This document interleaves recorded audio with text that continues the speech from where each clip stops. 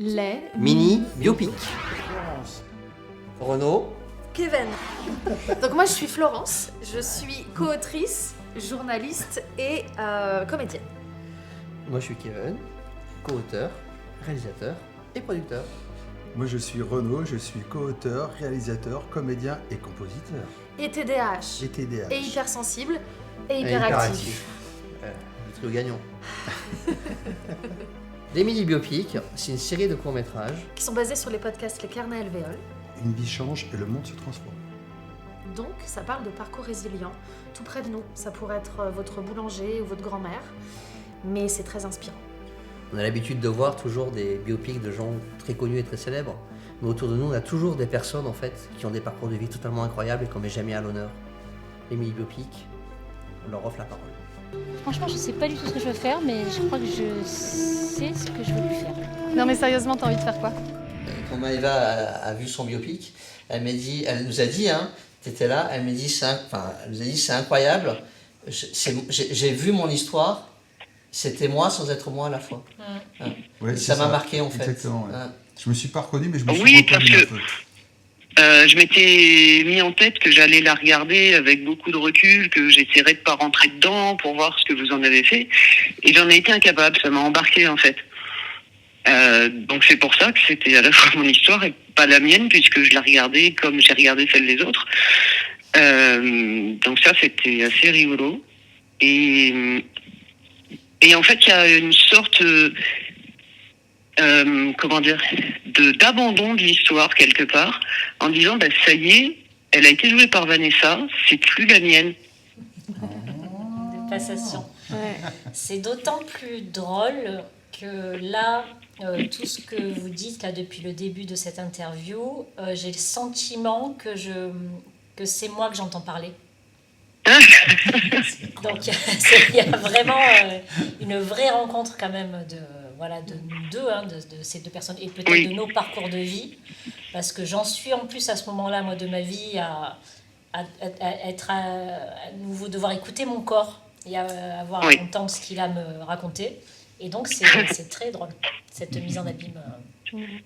Ah, c'est super. Pourquoi notre casting était juste alors. Il y a eu vraiment beaucoup de synchronicité en fait Énormément. sur ce tournage, c'était assez dingue.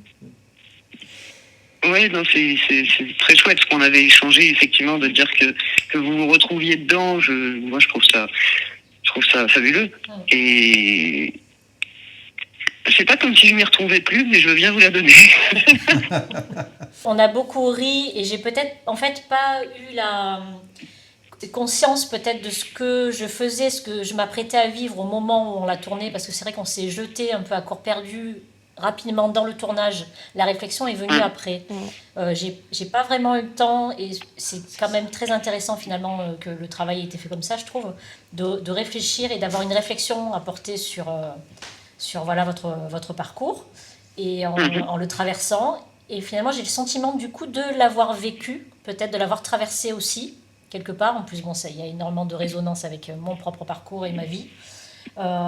Et je trouve ça très intéressant en fait de l'avoir fait dans ce sens-là.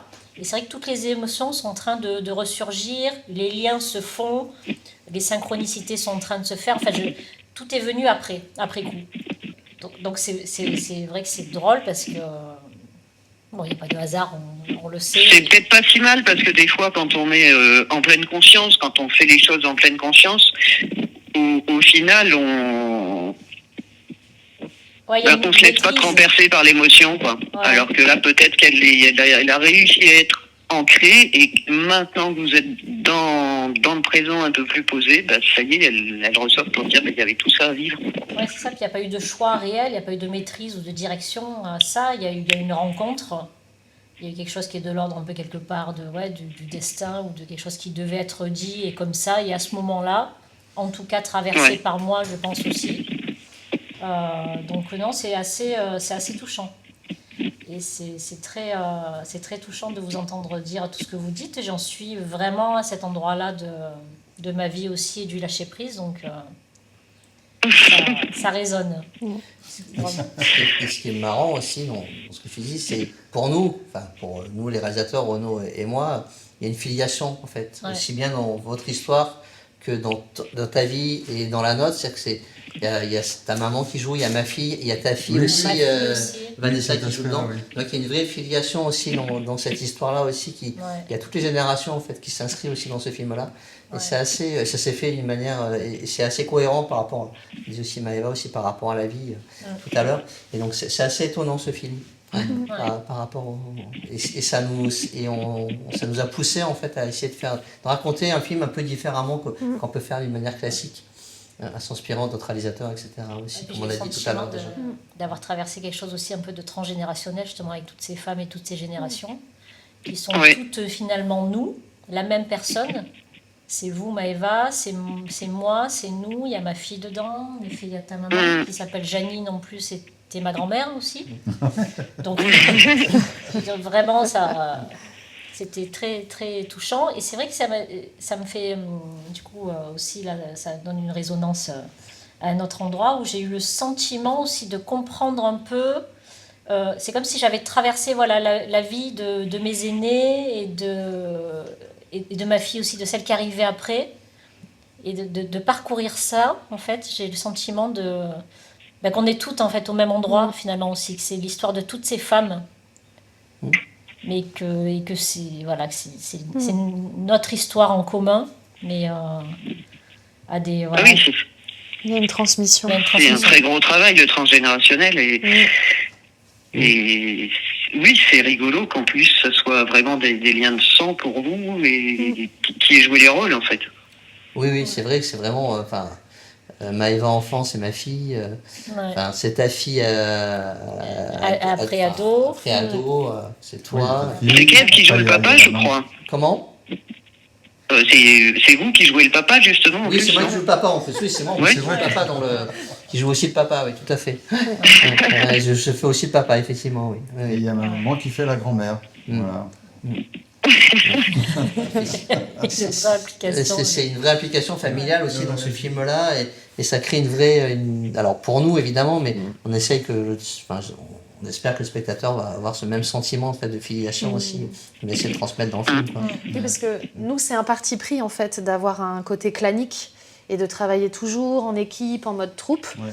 Et là, ça fonctionne tellement bien, justement, aussi avec cette notion de toutes les générations, de transmission, aussi de travail sur les émotions. Parce que ça nous a fait travailler Oui. aussi sur les émotions familiales, voilà, enfin, toutes ces... Donc c'était beau. C'était beau. Oui, oui. Enfin, c'est comme si j'avais rendez-vous avec ce rôle, quoi. C'est ça qui est... Mais j'ai l'impression que tous, de toute façon, tous ces biopics, chacun de nous qui avons incarné ces rôles, on avait rendez-vous avec ce rôle-là et ce personnage-là.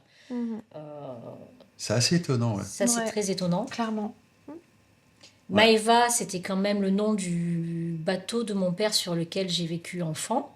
Et on a une véritable histoire avec Maëva qu'on a dû quitter, qui est partie avec un cyclone et qui est parti dans l'océan, en fait, D'accord. qu'on a vu partir au loin. Ok. Il a fallu faire le deuil de cette partie-là de notre vie. Enfin voilà, ce bateau s'appelait Maëva quand même. C'était presque une tierce personne dans notre Je savais parcours. pas en plus. Ouais. Donc ça, C'est marrant. c'est quand même fou. Ouais, c'est aussi. fou. Il y a trop de choses comme Il y a ça. Ouais. beaucoup de Ouais. choses, quoi. Bon, Janine, tout ce rapport, voilà. Et puis, ce qu'on a dit Même sur les filles, quoi, sur nos filles aussi. sur nos qui étaient là. filles, voilà. Il y a nos filles, et de parcourir ça, ouais, c'est comme si ça avait créé aussi, moi, une relation à ma propre fille, et qui est... Enfin, elle et moi, je l'ai toujours su, mais là, il y a eu une vraie... Ça vous a soudé encore Ça- ouais, plus ça nous a soudé sur encore certains plus. aspects. Quoi. Ouais. C'est Je vrai me que suis ta fille, vue c'est- d'ailleurs plus jeune. Et ce qui est étrange, c'est que par contre, elle a dû jouer un peu cette colère, puisque l'histoire de ce film, c'est donc d'abandonner cette colère et de s'affirmer plutôt De dans la la douceur sublimer. et de la sublimer, de dépasser ça. Et je pense que ça nous a fait travailler toutes les deux à cet endroit-là aussi, parce que ma fille n'en a pas assez, elle est très douce.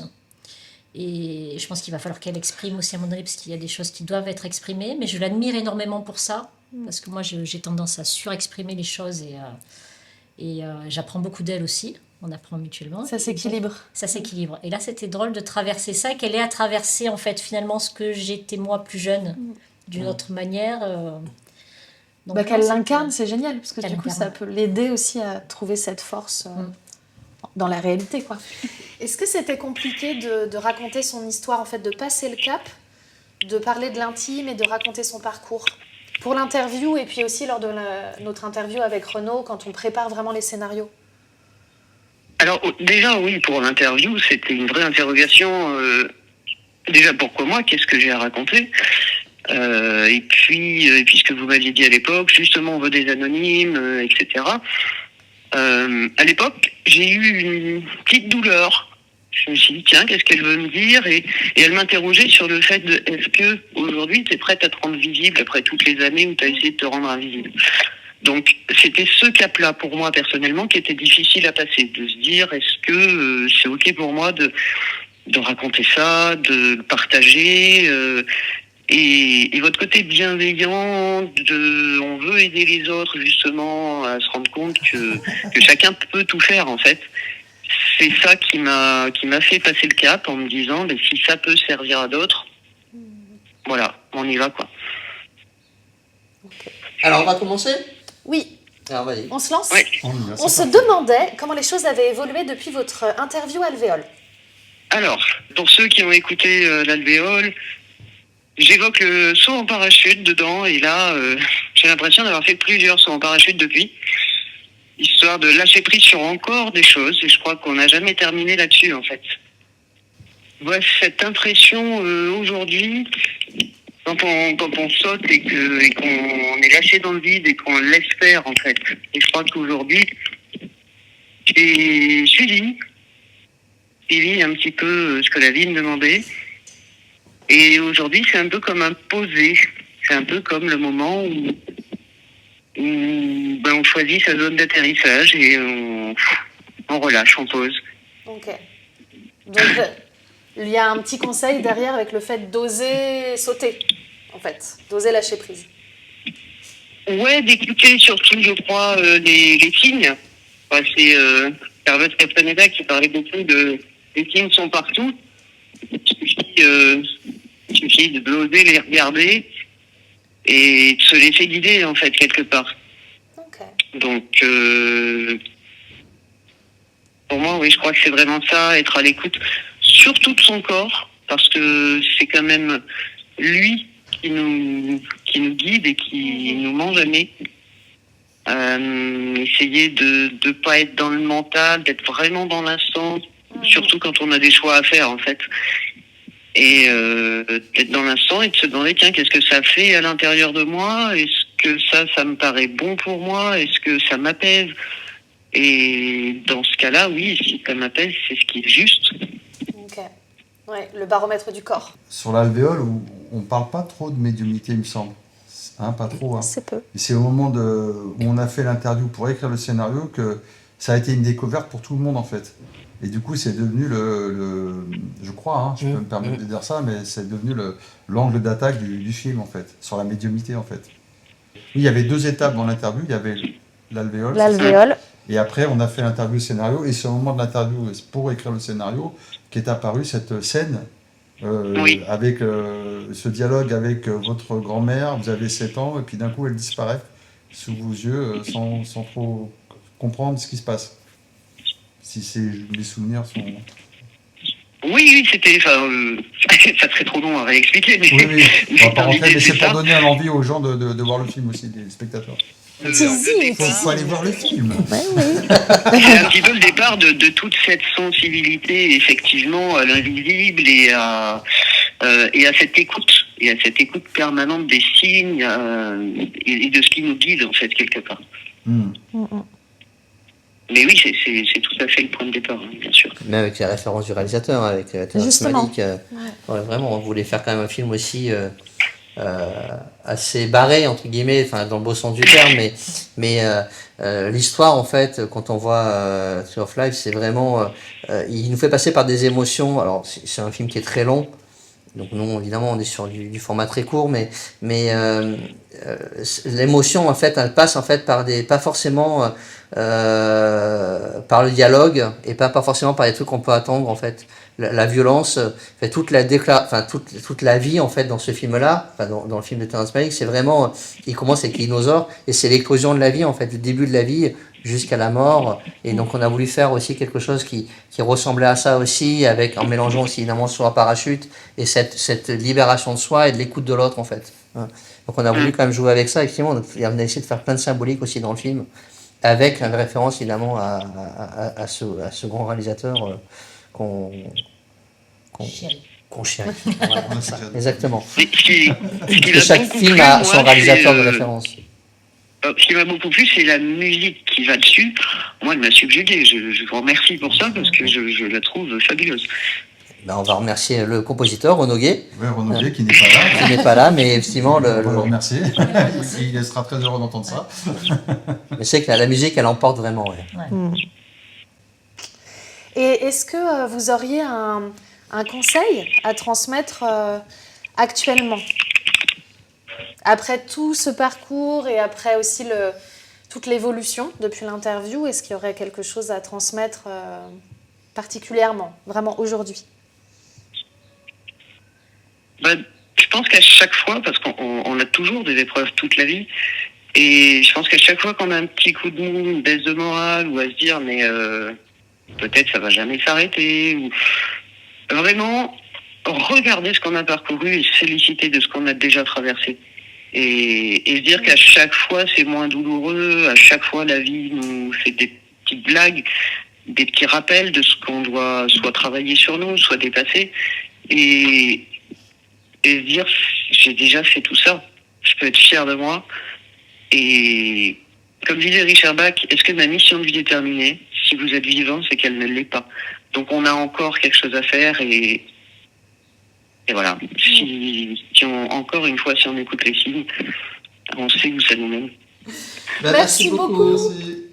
Merci Maëva. Merci beaucoup à vous. Merci, à bientôt. Merci à tous et particulièrement du coup à Vanessa d'avoir joué ce rôle et de s'en être aussi bien imprégnée pour le coup. Merci vraiment pour ce compliment. Je suis contente que vous soyez quand même satisfaite du résultat et de la concordance en fait de ce partage quoi. Elle est très émue. Ouais, c'est vrai. Maëva. Voilà. Qu'est-ce qui t'a touché toi dans le parcours de Maëva à la base en fait pour que tu nous proposes qu'on fasse ce scénario? En fait, Maëva, tu parlais des baptêmes, des premières fois, tout ça. C'est la première personne qui m'a donné envie de créer le podcast Alvéole, en fait. Je l'avais rencontrée sur un salon genre de médecine douce, dans un cadre de kinésiologie, qui est un outil que j'adore. Et on a eu une connexion incroyable autour de la mer, autour justement des coraux. Et en fait, moi, je suis atterrée par ce qui se passe au niveau des fonds sous-marins, le côté dévasté justement des coraux, alors que c'est le poumon vraiment absolu. Et là, elle disait, non, mais on peut vivre de notre passion. Donc la plongée, par exemple, ou l'apnée, et en même temps faire du bien au monde, replanter. En fait, on a un acte, enfin, on peut agir vraiment à notre niveau. Et je me suis dit, mais ça veut dire que même des personnes qui ne sont pas Mandela, Gandhi, Simone Veil, etc., elles peuvent avoir un impact. Et ça m'a redonné du coup la puissance dans l'action individuelle. Donc ça m'a donné envie de créer le podcast pour les mettre en lumière. Et puis après, il y a Biopic, tout ce qu'on sait de nos envies après de collaboration. Non, c'est pas justement, parce qu'on est là pour expliquer. Mais ça, c'est dans le générique. Et toi, Renaud, du coup? En fait, on était parti sur les mini-biopics, donc c'était ça aussi la motivation. Et par contre, c'est vrai que, comme je disais dans l'interview, là, c'est ce qui m'a vraiment ce qui m'a fasciné, c'est quand on a commencé à travailler sur les scénarios, de découvrir les traumas, en fait. Qu'est-ce qui amène les gens à se transformer, etc. Et là, c'était magnifique, son histoire. Tout de suite, quand elle a raconté ça, j'avais des images de films, de dire, putain, mais c'est incroyable, elle parle à sa grand-mère, et elle disparaît sous ses yeux, alors qu'elle la voit en vrai, quoi. Et elle redécouvre ça 40 ans après une séance.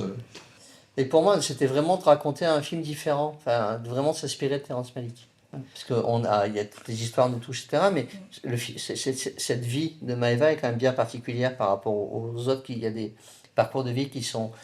il n'y a pas de jugement de valeur Non, ni aux uns ni aux autres. Mais c'est compliqué à mettre en image cette histoire-là pour essayer de véhiculer une émotion. Et effectivement, s'inspirer du film, de ce film-là. Ça a été un vrai challenge aussi dans l'écriture et puis dans la réalisation. Et moi, c'est ça qui m'a intéressé vraiment, parce que on ne peut pas la raconter d'une manière linéaire, cette histoire de vie. Et donc, il fallait passer par des moments vraiment très étonnants d'écriture, etc. On a fait plein de plans différents qui ne sont pas en montage, on a fait des séquences, on a essayé plein de choses qu'on a mis, qu'on a recoupé, qu'on a remis, etc. On a fait plein de versions différentes. C'est un des films où il y a eu le plus de versions, pratiquement, de montage. Mais c'est ça qui m'intéressait, moi, dans Maëva. C'était vraiment comment véhiculer un film, c'est une émotion avant tout. Et c'est comment véhiculer cette émotion-là, en fait, par rapport, en fait, à cette histoire qui est quand même assez dingue, et ce lâcher-prise, au final, qu'elle a eu, et qui pour reconstruire sa vie derrière. Et s'accepter telle qu'elle est. Et en parlant des émotions, est-ce que justement il y a quelque chose pour chacun est-ce qu'il y a une révolution personnelle? Parce que ce sont des termes qu'on utilise souvent, nous, pour les alvéoles et les biopics. Est-ce qu'il y a une révolution personnelle en rapport avec Maëva? Moi, c'est vraiment sur la colère, sur la transformation de la colère. Étrange, c'est ça, c'est que j'ai l'impression que ça nous a tous traversés, finalement, parce qu'on parle d'incarnation. Moi, j'ai incarné ce personnage, mais... Donc, quelque part, je m'y suis associée, ça m'a, moi, touchée profondément et ça a eu un lien direct avec ma vie. Mais quand on entend aussi Maëva parler de ça, et après avoir vu ce film-là, elle a l'impression qu'elle était dépossédée, enfin que c'était plus elle, c'était une autre histoire qu'elle regardait. C'est drôle aussi ce recul, c'est finalement tous, c'est toute notre histoire à tous. Ça pourrait l'être en tout cas. Il y a des échos sur notre propre histoire, mais elle ne nous appartient pas quelque part. Et même Maëva, qui est à l'origine de ça, c'est presque plus son histoire déjà. Ça, c'est très étonnant. Ouais. Et en tout cas, oui, moi, ça m'a énormément touchée parce que déjà, à la lecture du scénario aussi, je venais... Alors ça, c'est assez intime, ce que je vais raconter. Tu pourras le couper au montage si Cette tu le souhaites. semaine-là, j'apprenais quand même que j'avais des dons de guérisseuse. Cette semaine-là, quand je viens vous voir et je descends à Marseille et que je vais lire pour la première fois ce scénario parce que je ne savais pas encore que j'allais incarner ce personnage, je venais d'apprendre ça. Donc déjà, c'est quand même... c'est incroyable ça. Oui, c'est incroyable. Là, tu n'en pas parlé. Alors, on va commencer. La séquence, en fait, commence à l'intérieur, en fait, dans le salon de massage, dans un intérieur. Et c'était pas écrit, en fait, comme quand on a tourné. Et donc, l'autre comédien, Quentin, qui commence à te masser, etc., il dit ça va décoiffer. Et toi, tu te laisses partir, en fait. Vas-y, décoiffe-moi. Vas-y, fais ce que tu veux. Moi. Et la manière, en fait, dont tu l'as fait, etc., c'est très drôle, évidemment, on l'a gardé aussi, c'était pas écrit, ça. Mais tu étais vraiment dedans, en fait. Et ça colle vraiment, en fait, avec la suite du massage, en fait, qui bascule en extérieur, du coup, et tu t'imagines. Alors, la séquence en elle-même, en fait, elle se passe toute en intérieur de ce salon de massage. Mais en fait, on a sublimé ça, c'est complètement fantasmé, même lâcher prise. Le lâcher prise complet. Et le vas-y, fais ce que tu veux de moi. Le lâcher prise, en fait, il marche super bien à ce moment-là.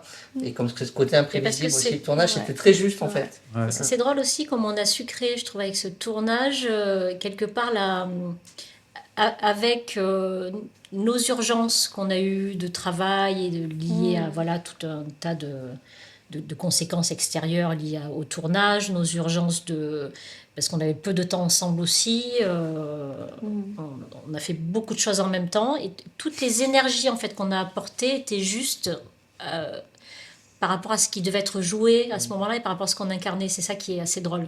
Là, je pense que j'étais à ce moment-là précis dans cette énergie-là de besoin aussi de lâcher.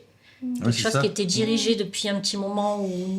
C'est pour ça que toutes tes répliques, ça sonnait juste quand tu dis à la fin le truc, m'écouter, tout ça, par exemple. C'était tellement en toi, je veux dire aussi, donc quelque part. On a su créer ça, c'est étrange, c'est un peu comme si c'était malgré nous, mais parce qu'il fallait que ça se fasse comme ça aussi, ce tournage.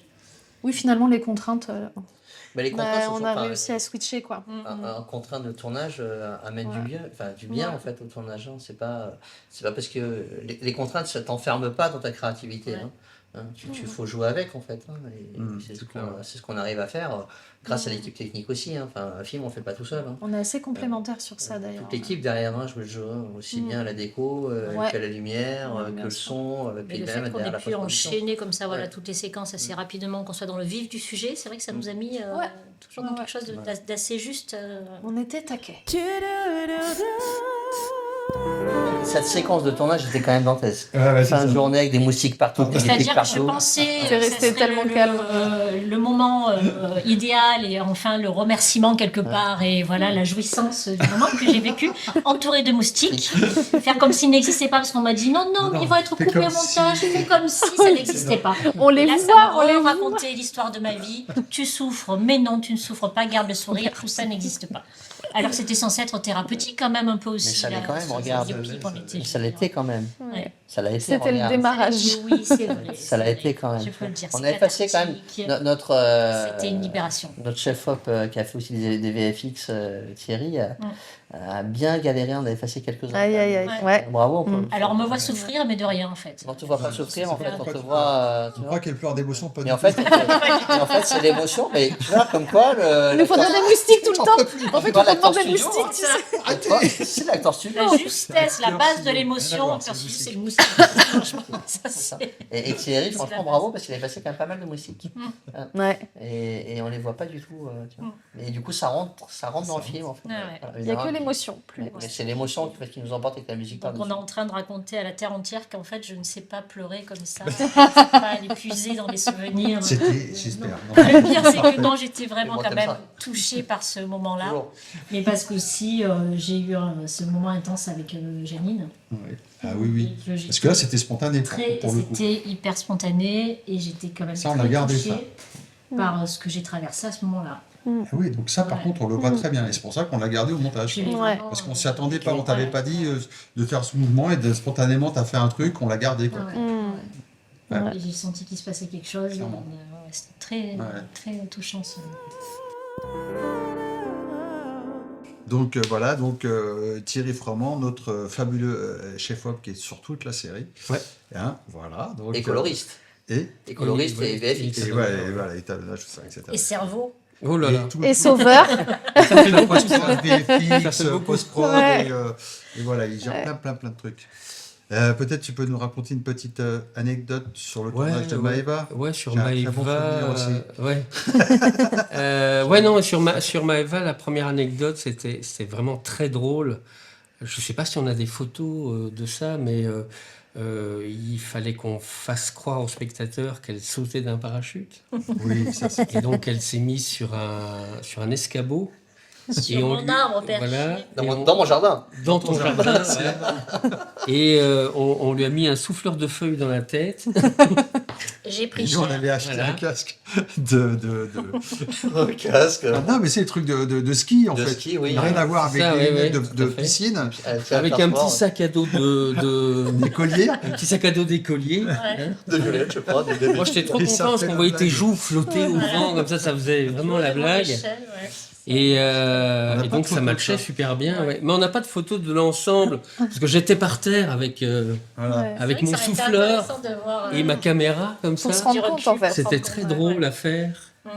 génial. Et le résultat est carrément trop Bluffant. Bluffant, ouais, c'est Ouais, bluffant. tout à C'est fait. vrai que sauter en parachute, sans parachute et même pas se faire mal, c'est quand même pas mal. Ouais. Ça, c'était vraiment rigolo. C'est trop fort. C'était vraiment comédienne. rigolo. Voilà. Ouais. C'était un de mes plus jolis Oh, ouais. souvenirs Ouais. sur ce tournage, parce que j'ai trouvé ça trop drôle à faire en fait. Hein. La magie du cinéma avec des riens. C'est ça, C'est ça, voilà. vraiment. Ouais. Ouais. Donc, Et ta deuxième anecdote? Ma deuxième anecdote, forcément, ce tournage, l'intensité. il était intense au niveau soleil aussi. C'est ça, hein. Parce qu'on a tourné tout le mois de juin, qui était le seul mois de l'année où il y avait une canicule. Il y a eu une canicule pendant tout le mois. vrai. Tout le mois. C'est vrai. Et je me suis ramassé une belle insolation à la fin du tournage de Maëva, qui m'a complètement assommé. C'est la première fois que ça m'arrivait d'ailleurs, parce que je n'avais jamais vécu ça. On a Et, flippé un peu quand même. je suis tombé comme une merde par terre. Bon, c'était sur du sable. J'étais sur du sable, oui, mais enfin, bon, ouais.